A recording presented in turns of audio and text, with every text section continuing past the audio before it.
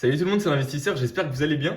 Aujourd'hui, petite vidéo assez cool, on va comparer l'investissement sur les boosters blister carton, du coup protégé, que le booster en loose, tout simplement, le booster tout simple. On va expliquer, enfin je vais essayer de vous donner mon point de vue sur l'investissement sur ces boosters, lequel est le plus intéressant et comment l'investir, comment investir dessus, à quelle dose tout simplement. On va parler de tout ça. Ensuite, on passera assez rapidement quand même sur l'ordi pour aller comparer un petit peu les prix, vous montrer les collections qui montent plutôt bien et on analysera tout ça au fur et à mesure de la vidéo. J'espère que la petite vidéo vous plaît. N'oubliez pas qu'il y a le serveur Discord en description.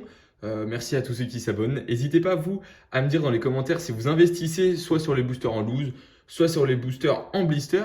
Donc voilà, n'hésitez pas tout simplement. Et puis moi, je vous dis à tout de suite pour la suite de la vidéo tout simplement. Alors, pour commencer déjà, la différence entre ces deux boosters, c'est tout simplement un bout de carton.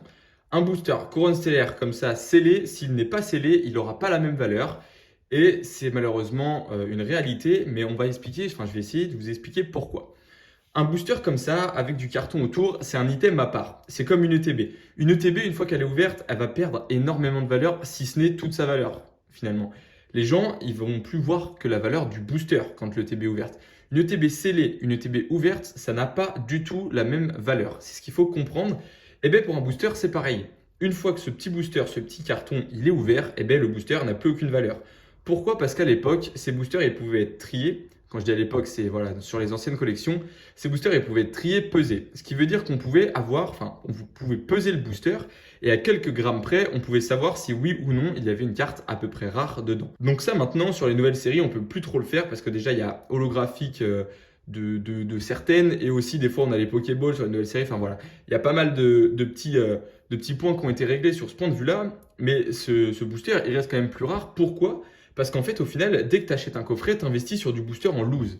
Si tu ouvres ton booster, enfin ton coffret, tu as ce booster. Tu l'as, le booster sans carton. Donc en fait, tout le monde peut avoir du booster simple. Alors que ça, c'est vraiment un item de collection. Deuxième exemple, une fois qu'il n'y aura plus ces boosters en magasin, eh ben, les gens ils vont peut-être les vendre. Et pourquoi ils vont tout de suite coter plus que ceux-ci, pardon. Imaginons, on ouvre une display. Quelqu'un ouvre une display dans le monde, je sais pas, n'importe qui. 36 boosters en plus sur le marché. 36 boosters en loose, parce qu'ils n'ont pas de carton. Si quelqu'un ouvre une case, 36 boosters en plus. Sauf que ce qui va se passer, c'est qu'au bout d'un moment, plus on va ouvrir ces boosters, plus ils vont être rares. C'est très simple, ça prend plus de place et il y en a moins. La display, les coffrets, les bundles, tout ça, c'est du booster en loose. Tout. Dès que ça va être ouvert, ça va être du booster en loose. Les coffrets, les restocks. Et il n'y a pas souvent du restock de ça. En tout cas, une fois que c'est plus là, quand on a des coffrets avec d'anciennes collections, ça va plutôt être du booster en loose, du coup, qui va revenir sur le marché. Donc le booster en loose, il va plus avoir tendance à stagner et à monter au fur et à mesure. Alors que le booster scellé, au fur et à mesure, il va vraiment prendre de la valeur et il va prendre une belle valeur. Il y a certaines collections où ce que je dis, c'est pas forcément vrai. Exemple, Évolution Céleste. Aujourd'hui, le booster scellé Évolution Céleste en carton vaut environ le même prix que le booster en loose, 30 € environ. Pourquoi? Parce qu'en fait, il n'y a pas encore ce phénomène de rareté sur le booster scellé carton. Il y a presque autant des deux. Et tellement que la display coûte cher aujourd'hui, on est obligé de revenir sur des boosters en loose. Et du coup, 30 € pour un booster en loose, ben finalement, les gens ils préfèrent le mettre sur ça que sur une display. Donc il n'y a pas de souci là-dessus. C'est pour ça que ça va dépendre des collections. Autre possibilité, le booster en loose, il y a des illustrations différentes. Comme vous pouvez le voir sous vos yeux juste ici, tous les boosters ne vous attirent sûrement pas. Je veux dire, quand on voit du Pikachu, quand on voit du Noctali, quand on voit du Loclas, quand on voit du Ogerpon, quand on voit Terrapagos et quand on voit Flamigator, il y a forcément un booster. Vous vous dites, bon, celui-là, il ne m'intéresse pas forcément, ou en tout cas, il m'intéresse moins. Ce Pikachu, il m'intéresse plus. Donc les gens, ils vont être prêts à mettre plus d'argent pour ce Pikachu dans la globalité. Les goûts et les couleurs sur Pokémon, ils sont quand même globalement rassemblés sur certains Pokémon. Je veux dire, les trois duos juste ici, ils sont plus cotés que ceux-ci. C'est une certitude, ou en tout cas, voilà, il y a peut-être qui aiment bien Terrapagos, il y en a qui préfèrent Loclas, enfin voilà. C'est assez global sur Pokémon, il y a beaucoup d'avis différents, mais il y en a certains Pokémon, c'est un petit peu un avis général. Et du coup, ce qui se passe avec ces boosters, avec ceux-ci, c'est qu'ils vont tout de suite valoir plus cher. Donc, imaginons, on achète un art set de Pikachu, de l'étincelle déferlante, pardon, avec Pikachu. Et ben, on aura beau avoir un art set de Pikachu, enfin de booster Pikachu en loose, peut-être que cet art set, il va valoir plus cher en loose qu'un art set booster carton de la collection Couronne Stellaire. Pourquoi? Parce que peut-être que les illustrations, les gens préfèrent quand même acheter du loose sur une collection où les illustrations sont bien plus belles.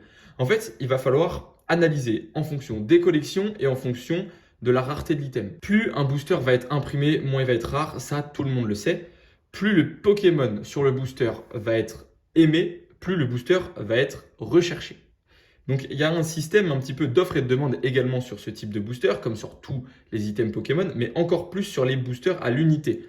Une fois que les personnes veut dire, par exemple, tu veux un booster étincelle déferlante dans 4-5 ans, il vaut, je sais pas, 30 € le booster étincelle déferlante. 30 € n'importe quel booster. Et bien peut-être que toi tu vas privilégier le booster Pikachu, parce que c'est ton Pokémon préféré de cette série. Et le problème, c'est que c'est le cas de beaucoup de monde sur cette série. C'est le cas de presque la moitié des gens peut-être. Donc tout le monde va se mettre à rechercher ce booster. Et qu'est-ce qui va se passer? Ce booster, au fur et à mesure, il y en aura de moins en moins sur le marché. Peut-être que des gens ils vont l'ouvrir, ils vont le garder dans leur collection, donc moins en moins sur le marché. Et ce booster, il va commencer à se faire rare, donc monter de valeur pour un seul booster. Et c'est là que l'illustration rentre en jeu et très importante. Juste ici, on a l'Oclass. Sur Couronne Stellaire, c'est peut-être le seul booster qui est valable d'acheter à l'unité. Si vous en voulez un seul, c'est peut-être le seul qu'aujourd'hui les gens peuvent acheter. On va dire c'est le seul Pokémon sur cette série qui est apprécié par globalement tout le monde. En tout cas, pas tout le monde, mais il est apprécié. Et ce qui va se passer, c'est que plus tard, plus ce booster va être demandé, ça va être dans peut-être 4-5 ans, hein, c'est pareil, c'est un investissement long terme, le blister, je rappelle. C'est peut-être dans 4-5 ans, ce Pokémon, les gens vont tellement l'avoir acheté que derrière, il va rester plus que du Terrapagos, plus que du... je me rappelle plus des autres illustrations, pardon, mais plus que les autres Pokémon de la collection. Et du coup, au final, ce Loclass, c'est super intéressant de l'avoir pris à la base. C'est pour ça que quand on va acheter du booster à l'unité, très important de regarder les illustrations. N'achetez pas parce que vous en trouvez. Il faut aussi raisonner dans un contexte un petit peu d'analyse. Je veux dire, le Pokémon, on va regarder sur les sites internet. Est-ce que Loclass est apprécié? Oui, Loclass est un Pokémon apprécié par la plupart des collectionneurs. Super, on peut le prendre. Est-ce que Terrapagos est apprécié? Terrapagos est un Pokémon qui a un petit peu du mal à se faire une place. Non, je vous conseille pas. Il y a beaucoup d'analyses sur ça, donc voilà. Du coup, on va passer tout de suite sur l'ordinateur pour pouvoir analyser un petit peu les collections qui sont en train de monter. On va aller un petit peu dans le vintage, un petit peu dans le récent. On va mélanger un petit peu tout ça, sachant que les boosters récents comme Étincelle Déferlante ou Évolution Prismatique, c'est pas vraiment la peine pour l'instant d'aller analyser tout ça parce que c'est des boosters du coup qui commencent tout juste à monter et on sait que plus tard, voilà, ça c'est des boosters. Ça va valoir quand même un petit billet. Donc on va aller analyser tout ça tout de suite. Et je vous dis à tout de suite du coup. Bon, du coup, on est parti pour comparer les blisters, enfin les boosters sous blister et les boosters simplement en loose au niveau des art sets. Donc je vous ai dit, évolution prismatique, c'est un petit peu kiff-kiff. Je me suis complètement trompé. En fait, c'est qu'il y a certains boosters du coup d'évolution prismatique, notamment le Noctali, qui est au même prix qu'un booster sous blister, qu'un Nymphali par exemple.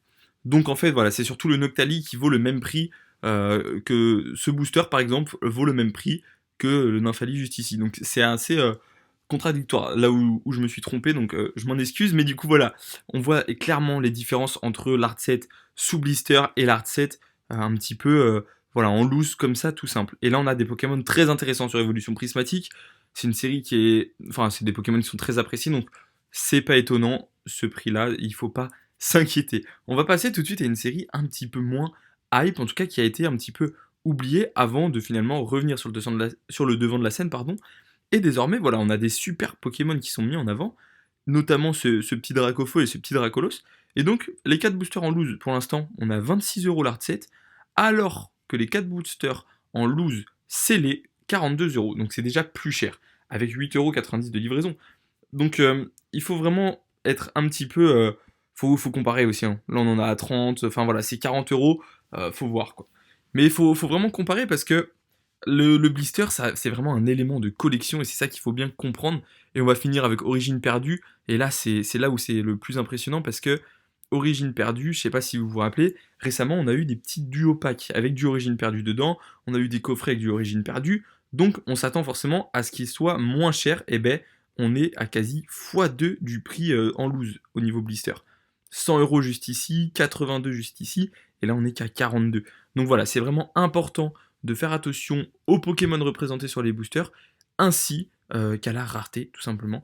Après, on sait tous que Pokémon, quoi qu'il arrive, ça monte, en tout cas la plupart du temps. Donc il n'y a pas forcément à s'inquiéter. Juste, si vous voulez être le plus rentable possible, privilégiez les petits boosters scellés. Donc voilà, j'espère que la vidéo vous aura plu. Moi je vous retrouve très prochainement pour une toute nouvelle vidéo. Là ça va être le week-end, donc on va pouvoir profiter de faire pas mal de petites vidéos. Donc j'espère que ça va vous plaire. N'hésitez pas à vous abonner. On va parler plus tard là, de 151 et des petites séries comme ça qui sont plutôt intéressantes pour l'investissement. Donc voilà, je vous invite à vous abonner, à lâcher votre petit like et pourquoi pas commenter cette petite vidéo.